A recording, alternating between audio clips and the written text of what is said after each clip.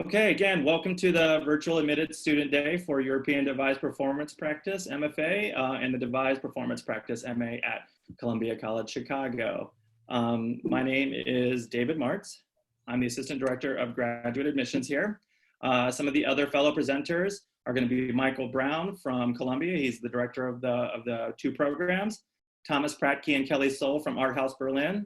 We have two current students in the program, Zoe and Catherine. And then lastly, Paul Loretta will be on hand at the end to answer any financial aid questions. He represents Columbia Central. All right, that's a list of the presenters. I'm going to turn it over to Kelly and Thomas, who are going to talk to you about the first year curriculum as it stands. All right, Kelly, let's play back and forth between the two of us. All right.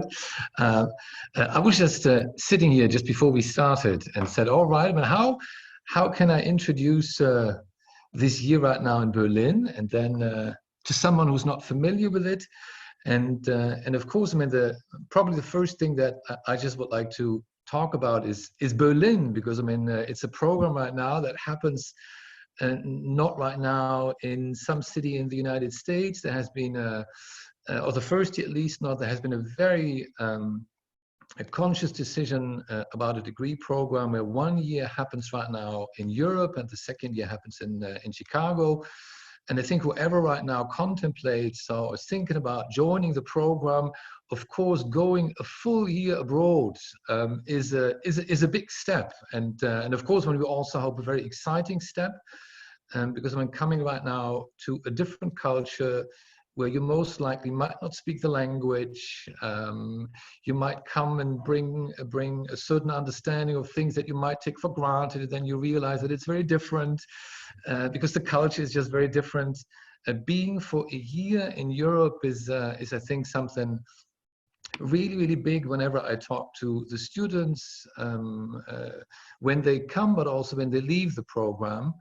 And I think it's something to be thought about, because also the city has a big impact right now on the way we teach. Berlin is right now a place that has its own history. Berlin is a city which is still in flux all these years after the wall came down. History is very strong, and at the same time, it's a city of total renewal. It's a very young city. Lots of young people, lots of startup companies, not only in theater and in the performing arts and other areas as well.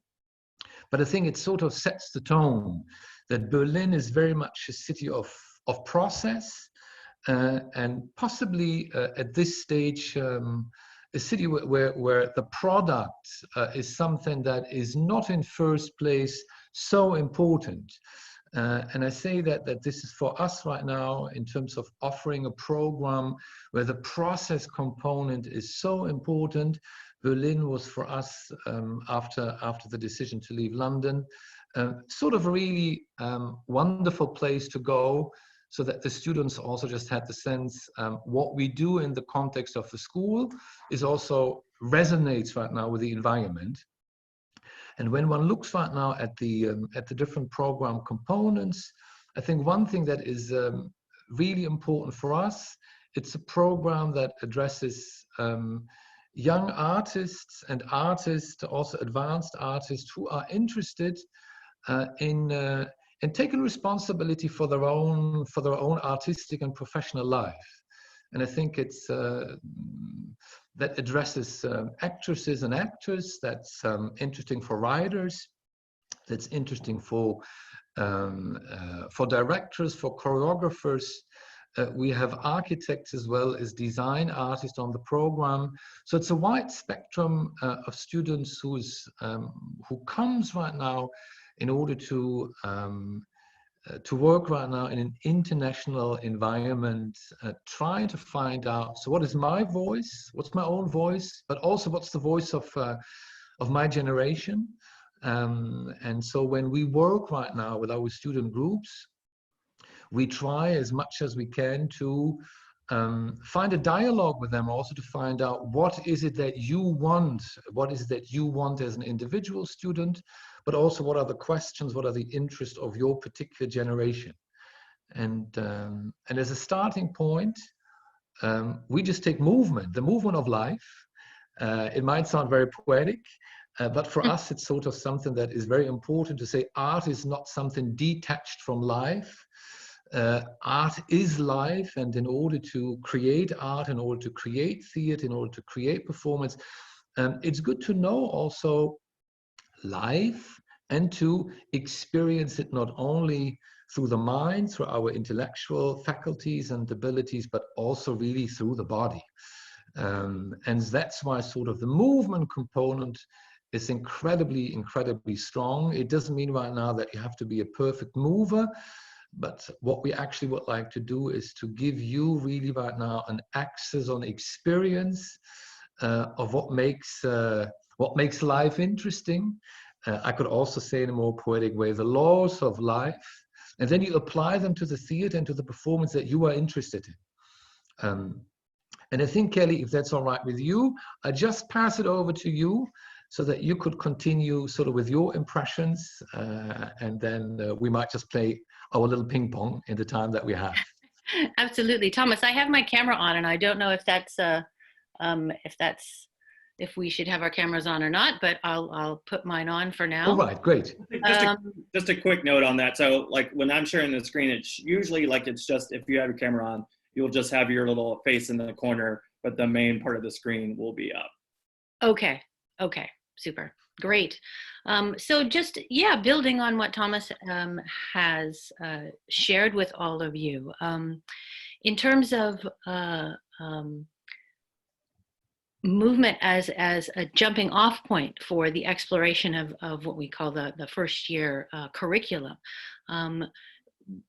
It maybe even to get an idea of what perhaps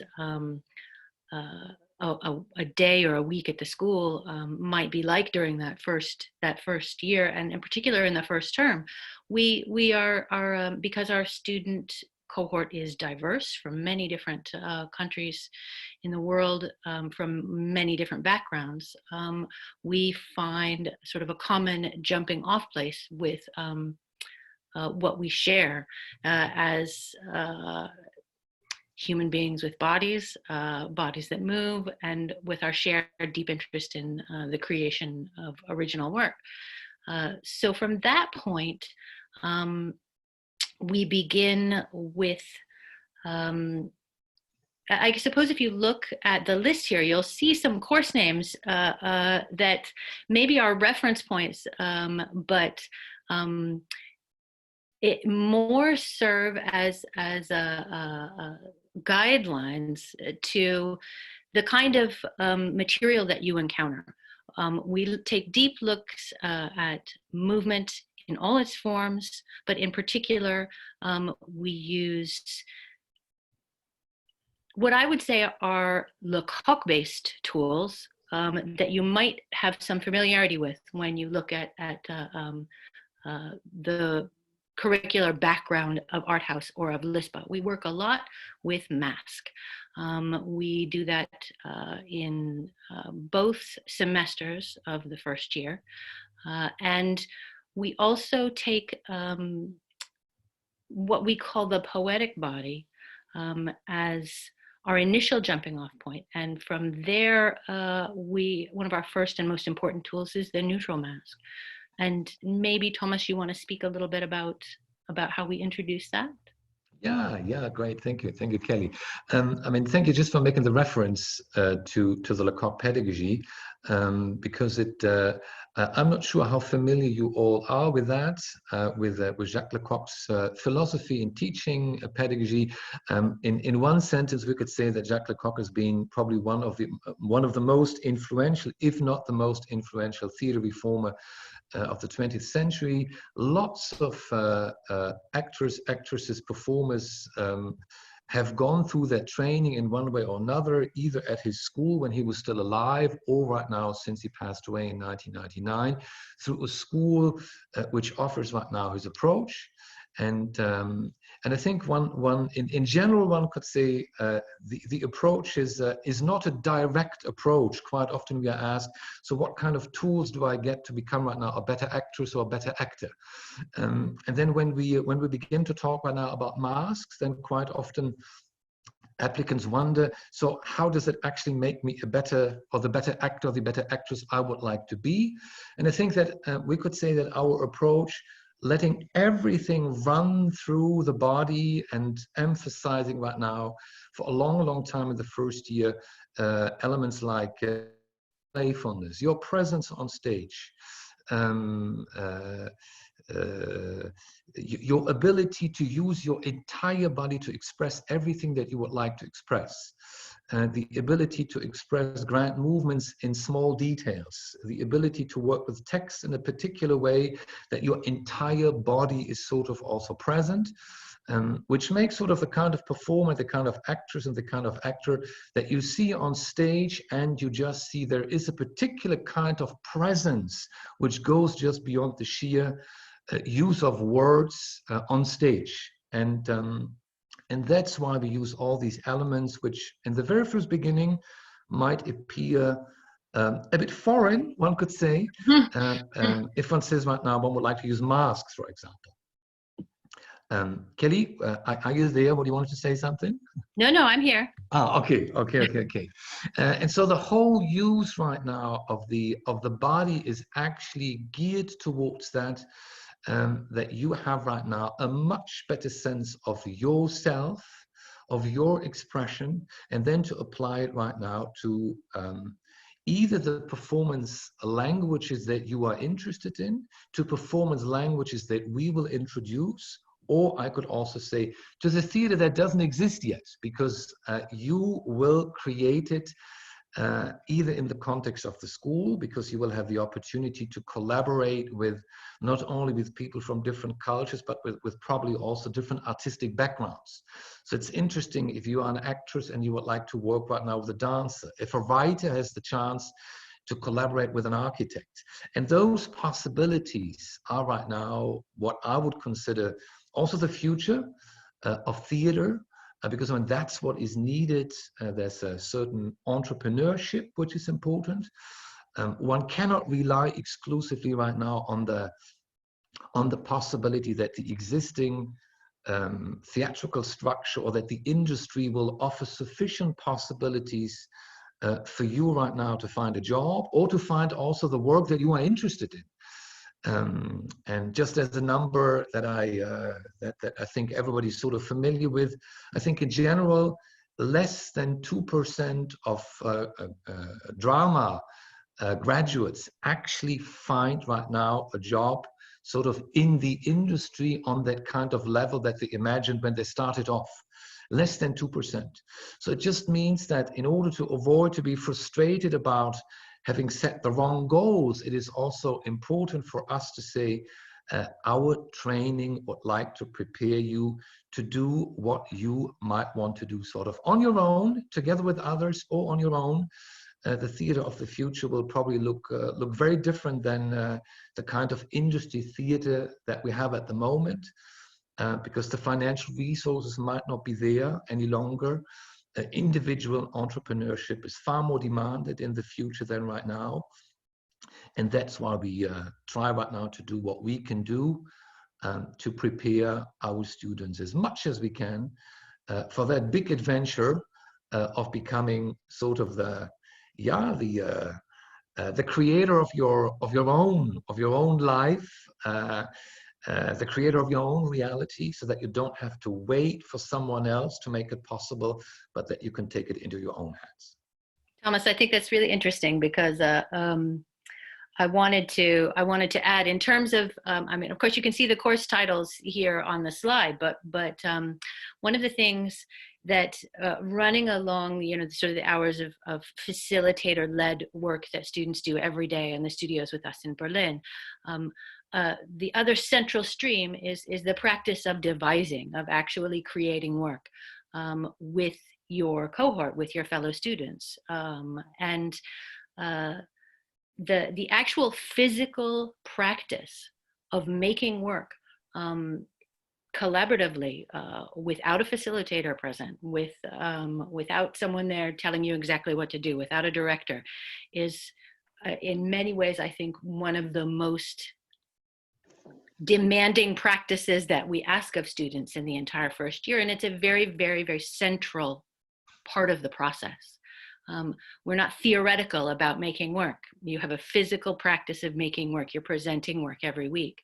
And it's in that doing, alongside the work in your facilitator-led sessions, but it's in that doing that you really become not only deeply familiar with what you enjoy, what you want to make, what you want to say, but also very familiar with all of the things that challenge you.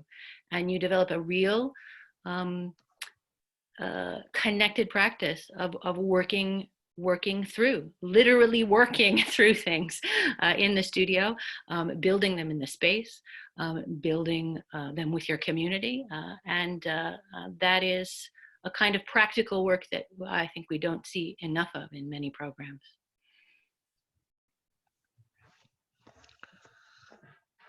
Okay, well, if that's, does that wrap up the first year then, Kelly and Thomas? I think sort of in the time frame that we have right now, we probably could say a lot more, but I think within the given time frame, that should be it for the moment. And then later on in the question answers, there might be more detailed questions also from whoever is right now tuned in. Okay, in that case, then I'm going to let Michael Brown talk about the second year program, as well as the Devised Performance one-year MA curriculum as well. Take it away, Michael. Thank you. That was a wonderful sort of quick deep dive into the first year. I really appreciate that. And just to pick up on some of the themes that Kelly and Thomas were talking about as we look at the second year. Again, the focus is on two things, and many of you have heard me say this before, but I think it's not such a bad idea to repeat myself at the moment. We always are working at the same time on the skills, the capacity, the creativity, the expressiveness of the actor, and the creator, which is to say the collaborator, the generator of original work. Maybe that's the writer, the director, maybe that's someone who finds an interest as well in designing in some way. And so we are always sort of dual tracking that. Our goal in this program is that you come out equipped to work as an actor, equipped to work as a performer, or as you discover along the way, my primary emphasis might now be on writing or on directing, or as I said, on designing in some way. But that we first of all are training you to work in that way, that you could walk in, as Thomas said, to work with other people in any situation. You can be hired in to an existing theater. You can form a company of people who decide to make work together. That you have every bit the capacity that we would expect from a professional training for a performer. And then you have as well the ability to make your own work. And when I say the ability to make your own work, I'm talking about not just the creativity to say, oh, I have an idea, I would like to create a piece of work, a piece of performance from that. I might do that with some of my friends, or I might do that as a solo project. That's one thing, to be creative in the studio, to be able to generate work in that way. And that's a whole set of skills and capacities, and even the development of certain personal characteristics that takes a little time and training. That's one side of it. The other side of it is to say, how do I create that work in the studio and then actually bring that work out into the world, to manifest that work out in the world somehow. And so in the second year, we challenge the students. We shift the focus a little bit away from as much training in the studio, and we put a little more emphasis on the students making their own work constantly, generating work, and then showing that work to the public, presenting that work somehow. So in the fall, for instance, we do two projects. One of them is a site-sensitive or site-specific project. depending on the particular focus of the guest artist who leads that project. And the second is a fully produced piece of performance theater that's put in one of our 5 theater spaces in the theater building, and that again is led by a guest artist. And when I say fully produced, I mean we have stage managers, we have a technical crew, we have set designers, we actually build a set. This year we went to Mars. Maybe Catherine and Zoe will talk a little bit about that. But that is a fully produced show, so the students have the experience not only of devising in the studio, but then of translating that work, transferring that work, and translating that work to others who are not in the devising program, who have to realize those ideas and those visions as designers, as technicians, as stage managers, as sound designers, etc. So those are 2 ways that we begin to say, okay, you're training as a performer, and at the same time you're learning to make your own work. And then the third component of that, which we find very, very important, and which we don't think is emphasized enough in other programs, is that we say you must also have somehow the capacity to think about your work from an entrepreneurial, or what some might call a business point of view. So if I treat my work as something that I want to actually manifest in the world, I want to take out into a theater or on a tour, or I want to form a company that can generate work and can bring that work to the public, what are the sorts of things that I need to think about? First of all, what are the sorts of things that other people already think about? So how do you, for instance, start a company? How do you start to think of yourself as either a for-profit or a non-profit company? How do you start to form partnerships? And all of these sort of have existing pathways that one might follow. But at the same time, we want to train people to think not just in the way that people have always done it, but as Thomas has already alluded to, how are we going to do it going forward? So if things shift, and what an interesting moment to talk about things changing, right? We live in a moment of deep change.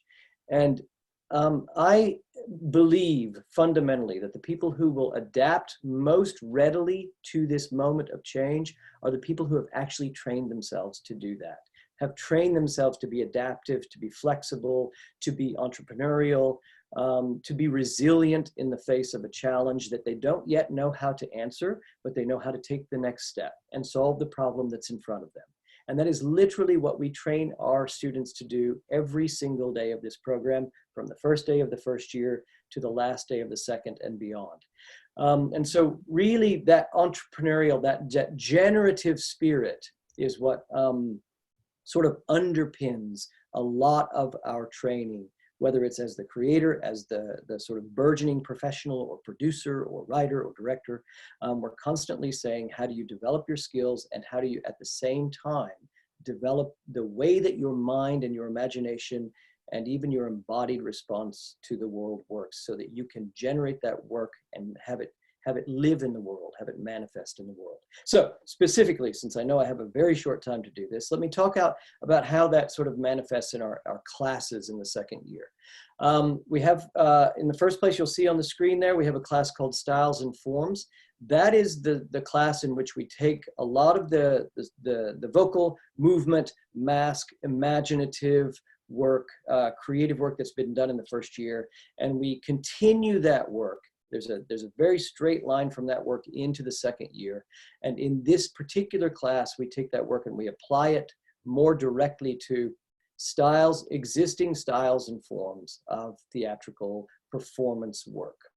And a couple examples, we're at the moment, I should say last week, before we stopped being in an embodied space together, we were exploring the mechanics of farce, and we were diving deep back into that world of physical comedy, of farcical comedy. And what are the motors of that? What's the construction of that? What are the tools and techniques that I need to be able to perform that effectively, and also to create work from that understanding of that wonderful world of the human comedy. And we started that exploration with a dive into the Commedia dell'arte, that very traditional, classic, wonderful form, the masked grotesquerie and comedy of the Commedia.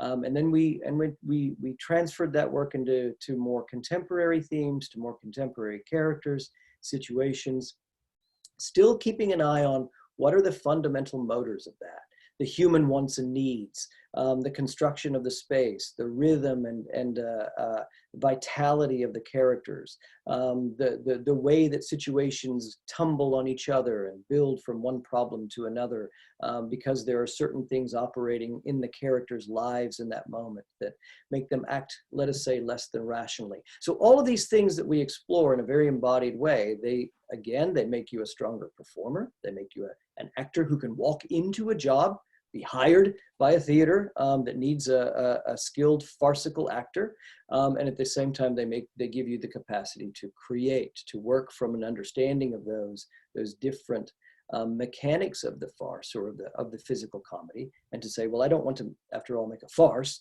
I'd like to make something that is a little bit different, but that has elements of farce or elements of clown or elements of the tragic chorus. And so all of these styles and forms that we explore, they have that as that, again, that dual goal. How are we training you as an effective and skilled performer, and at the same time, or performance maker, and how are we at the same time training you as someone who can generate work? And then the other components of just to stay with that class for a moment, the other components of styles and forms are that we have a series of guest artists through the year. And then, as I said, those two projects that comprise the applied element of the first semester. And both of those projects are led, as I said earlier, by guest artists. And at the same time, those guest artists don't come in and say, this is the work we're going to make. They come in and say, what would you like to do? You, the cohort, you, the group of creators. What are we together going to explore? What are we together going to make? So I think Zoe and Catherine could tell you at the beginning of that project, they had no idea they were going to Mars. But by the end of it, we all certainly did. And that was the result of a series of steps of research, creative research, provocations that were created by the guest artists who was guiding that project, and really the research, the interests of the students themselves. What were they interested in exploring? How was that beginning to find its way into contact with the interests of the other students, so that eventually a piece began to form out of that. And that was a wonderful example of how, starting from nothing or starting from very different points of view, one cohesive piece of theater, poetic piece of theater could be made. So that's styles and forms. And now I'm going to go a little bit more quickly because I realize I'm going to quickly run out of time. The vocal and movement techniques, again, continues the work from the first year. And as with that philosophy I talked about earlier, in the second year, the focus shifts slightly from what might be considered a foundational training to applied work. How do you use the skills, the awareness, the embodied practice that you're developing and have developed, and apply that to generative work? So how do you take the voice work that you've been doing, the breath work, the work with language and text, and how do you begin to apply that to the generation of original work? At the same time, you're continuing to deepen your practice and your skill set as a performer. The same with movement techniques. Both of those are taught by full-time faculty at or a group of full-time faculty at Columbia College, who have a deep immersion in the creation of original work and a lot of professional practice and experience themselves. And then we come to that, and I'll just glance quickly not past it, but through it. That first business class, which is called Entrepreneurship and New Business Creation. As I said earlier, that's the place where we apply these questions of how do I think about my work in a way that I can think about it professionally. I can think about it as a burgeoning business person, producer, starter of a company, or even as a solo performer or solo artist. How do I think about my work and myself in an entrepreneurial way? And then we have a component that goes through the entire second year, which is called Guided Research and Thesis Preparation. This is led by John Green, who's the Associate Director of the MFA. And John takes the students through a combination of deep research into the field of performance, and especially generative performance, what we might call devised work, and at the same time guides them through their own personal research as they start to look at what they are most interested in exploring in what will later be their thesis project. Those beginning elements of curiosity or stylistic interest, or even thematic interests that the students may have.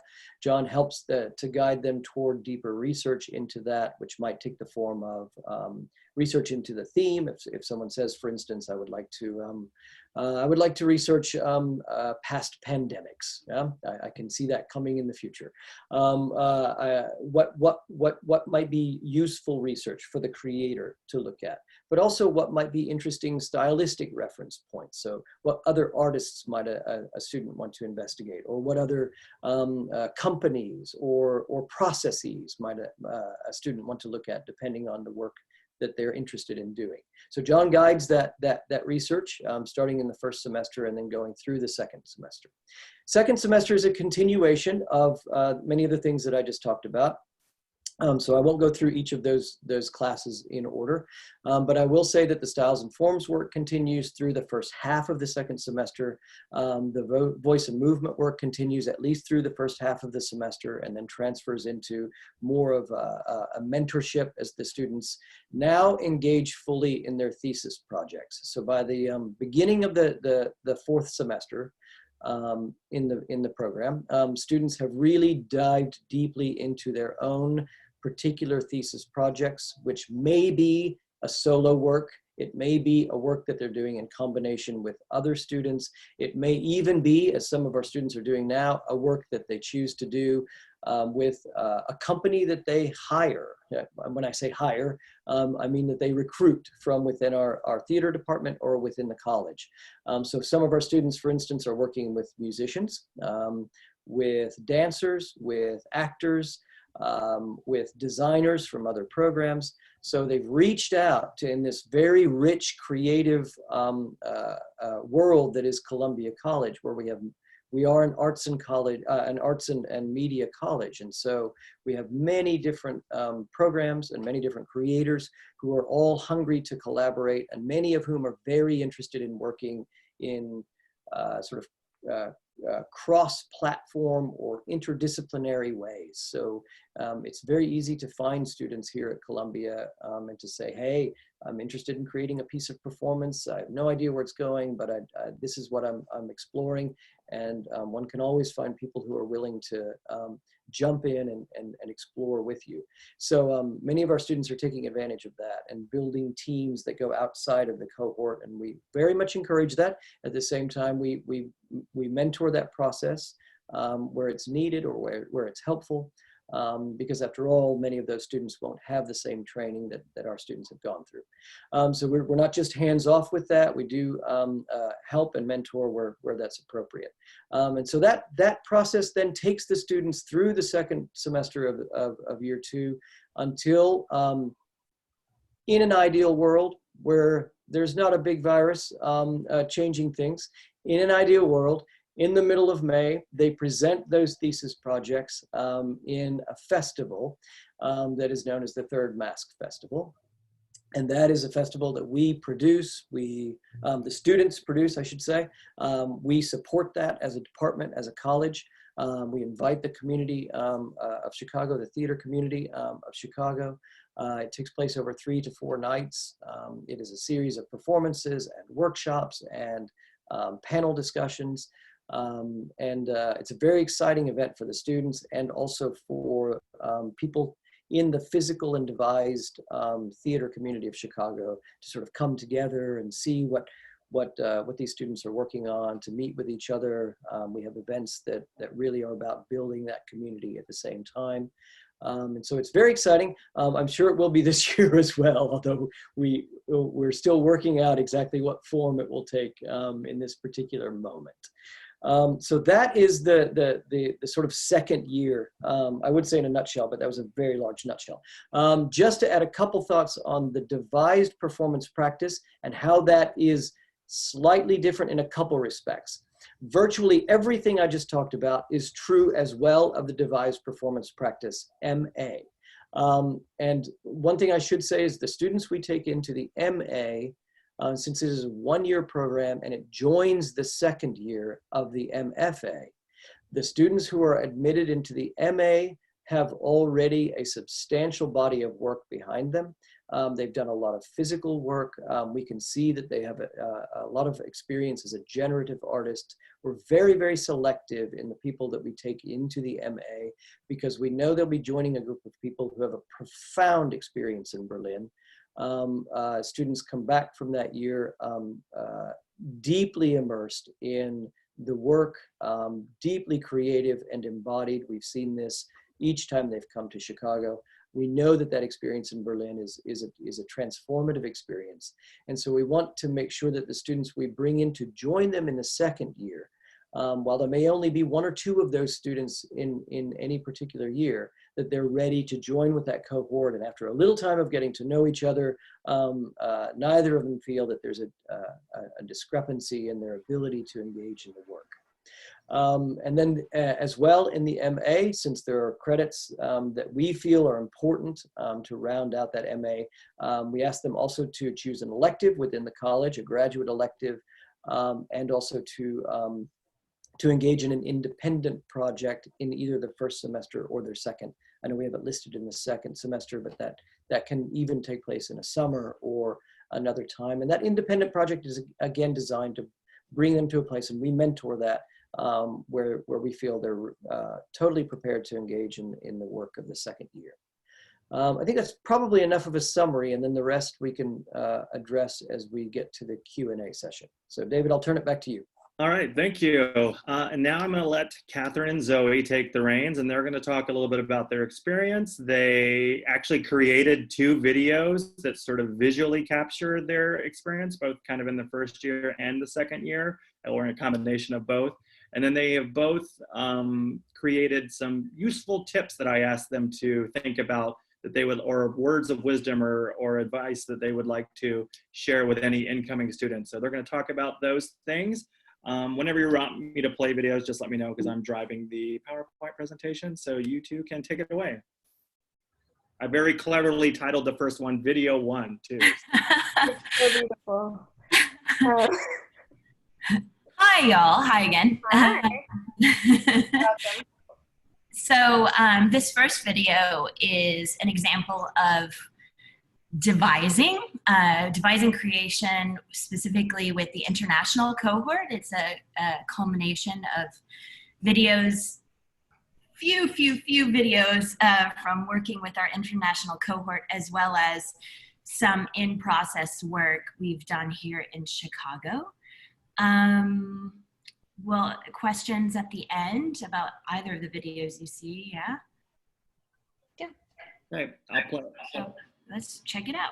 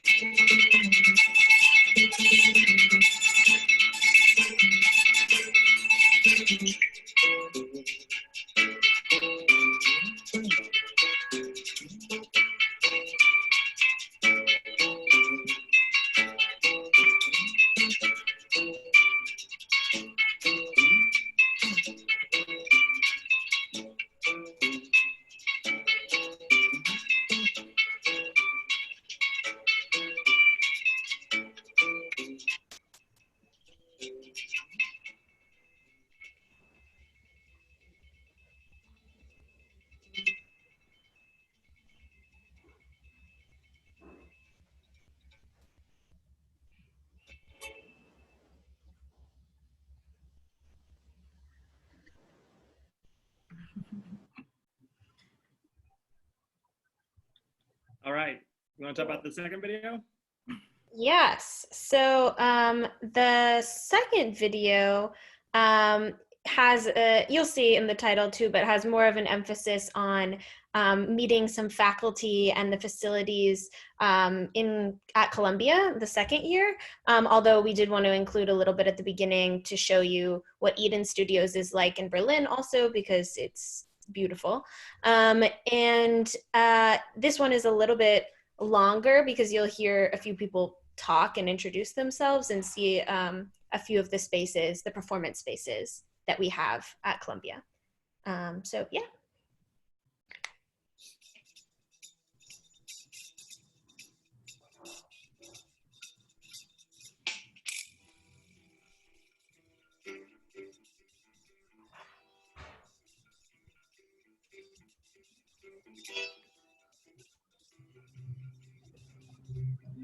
I'm Tom Green. Welcome to the European Devised Performance Program.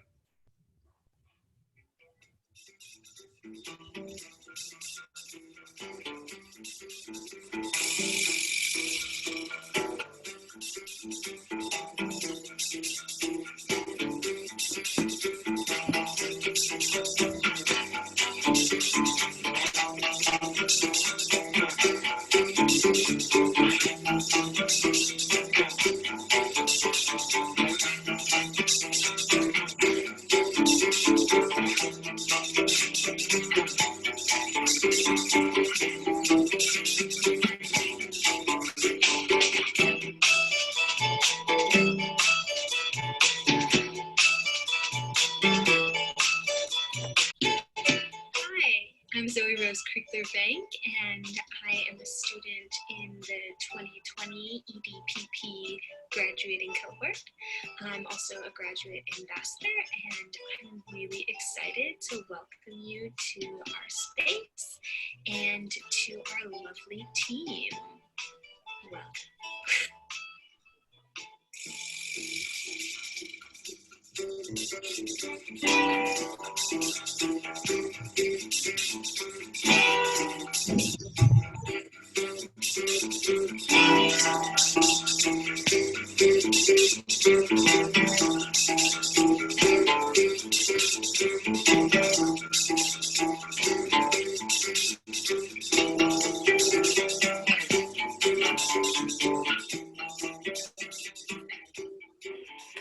Hi, I'm Catherine Tanner Silverman. I'm one of the current MFA, European Devised Performance Practice students. Hi, I'm Karen Solkaitis. I'm the Department Chair of Theater here at Columbia College Chicago. Hi, I'm Michael Brown. I'm the director of the MFA and MA programs. I teach styles and forms in the second year and devising processes. I also advise and mentor the thesis projects.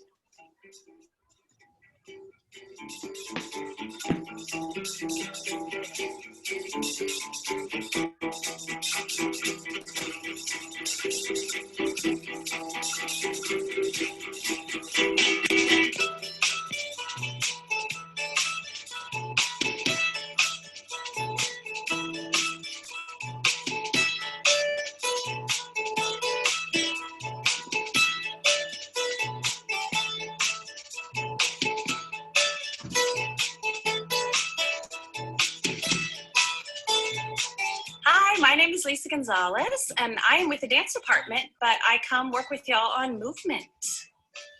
Hi, this is Mark Frost. Greetings. I'm an adjunct professor with the MFA in European Devised Performance Practice at Columbia College Chicago. Hi, I'm Ann Libra. I am the coordinator for Columbia College's degree in comedy writing performance. I work with the graduate students as TAs for my freshman comedy survey class, and I come in and teach some special workshops in the field of comedy.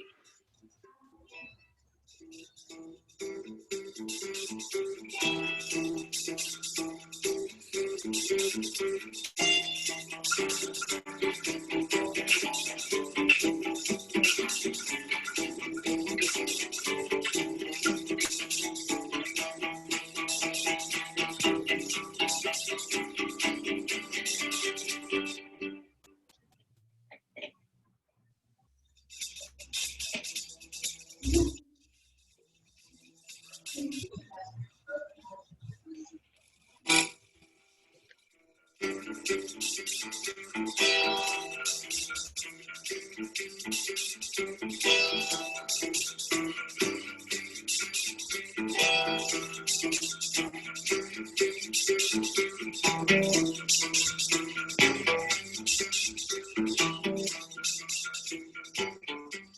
name is Daryl Jones. I am a movement researcher.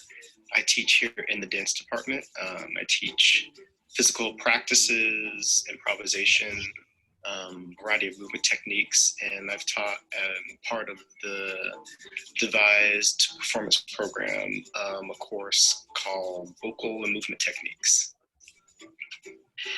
Hi, I'm Kendra Thulin, and I'm an associate professor here in the theater department at Columbia College, Chicago. I teach acting and voice to the undergraduates, and you will see me for vocal techniques where we will explore the performative voice and the use of text, especially if you're using language for your thesis project.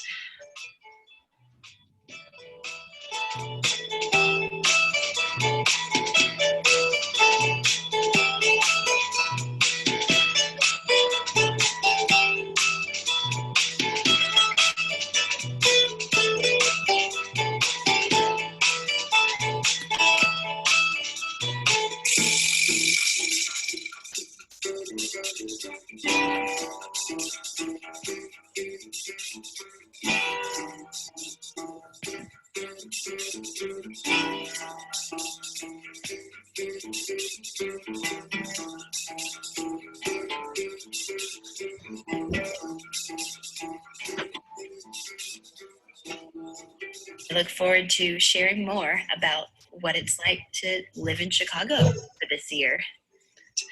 I also will have the pleasure of mentoring some of you and look forward to I'm very proud to be a small part of the EDP program. A unique opportunity for theatre makers to create their own work. The program excites me and it drew me here. I love devisers and makers, and I think it's the theater of the future. I'm so excited to meet you and work with all of you. And I want to welcome you to Chicago and hope to see you soon. Thanks. Bye.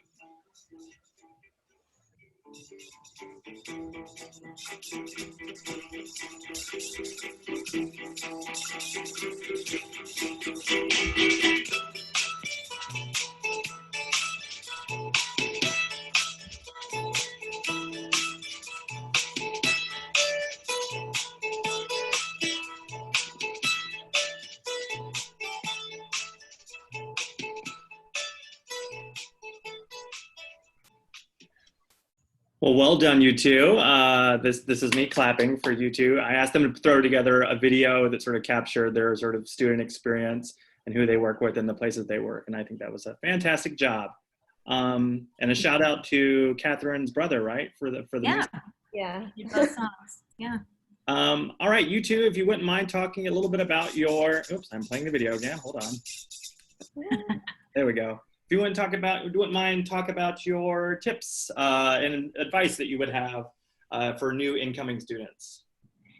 Yes, of course. Okay, so it's actually really funny because the big ones, which are here, Zoe and I had in common, because these are the most important things, and you'll kind of feel out what else is important to you as an individual. But first and foremost, this process can be tough. So don't be afraid to reach out to the faculties and students and alumni and anyone who offers you help. Take it. We're here to talk you through, make sure that you have paperwork in order for when you're going to Berlin, when you're moving back to Chicago. I mean, last year, one of the alumni cohort even looked at an apartment for my cohort coming back to Chicago for them to rent. So we are a really tight-knit group and we want to help. So we hope that you'll be transparent in what your needs are, because we're here to fulfill it. Yes, and building off that, we would recommend just getting the little annoying things out of the way as soon as possible. So just like the SIM cards, looking for an apartment, bank account setups if you need that. When you come back, work study paperwork, these kind of things. We've just found that the sooner you can just get those little things in order, the more present you can be and focused in the work. And as Thomas was mentioning and Michael was mentioning and Kelly, like it does take a lot of focus and being present in the space with everyone. So it's great to get these little things out of the way as soon as possible. And again, we're here to help you figure out how to do that so that you can just really sink into the experience of the work. And going off that, it really is what you make it.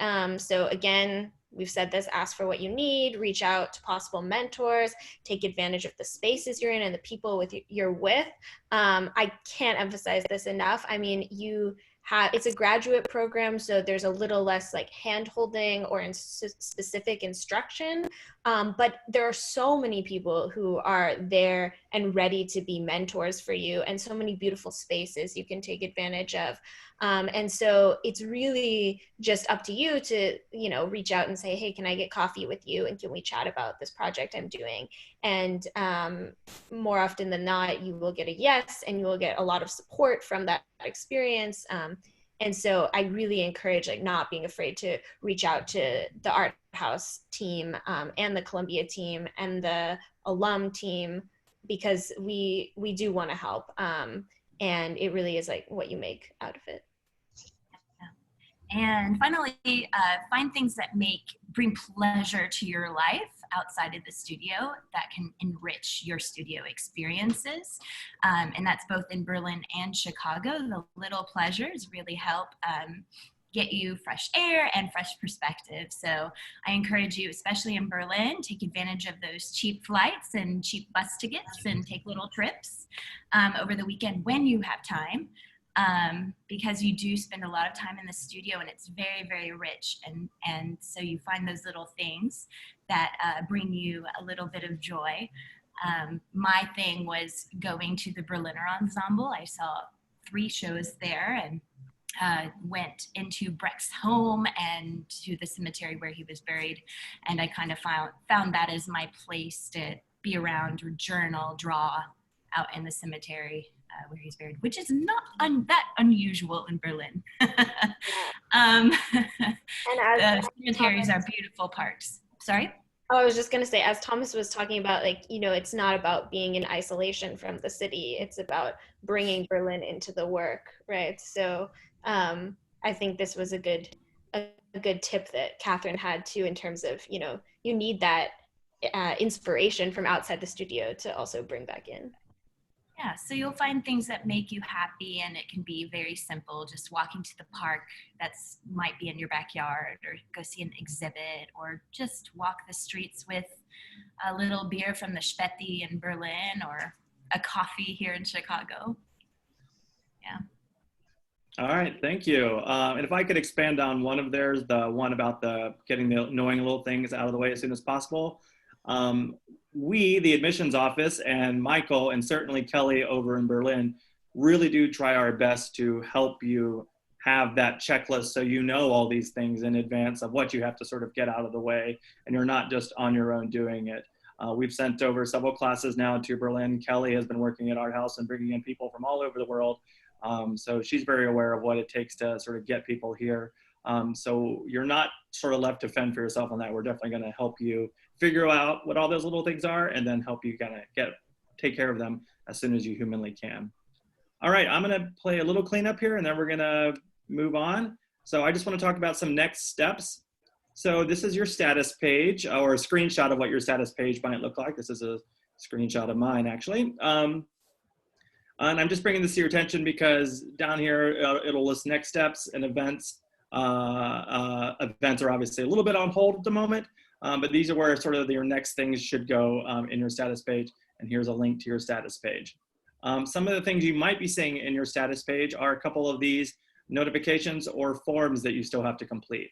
Firstly, if you still owe us an official transcript, which I think 1 or 2 of you do, or a transcript evaluation if you happen to have a transcript that was from another country and they needed to be evaluated, you need to submit those as soon as you can, because that would prevent you from telling us your decision whether or not you're going to attend or not. So, and I know I've been working individually with some of you on this, but if you see this transcript notification in your status page under next steps, that's what this is referring, but you still do owe us an official transcript and that we only had an unofficial on file. Which takes us down to forms. Some of you will have these various forms. You should all at some point, after you get your transcripts taken care of, have a tell us your decision form. You may have gotten a notification or you should have gotten a notification that we have extended the deadline, given what's going on right now, to May 15th to tell us your decision. So that, that was initially told, it was April 15th in your admission letter.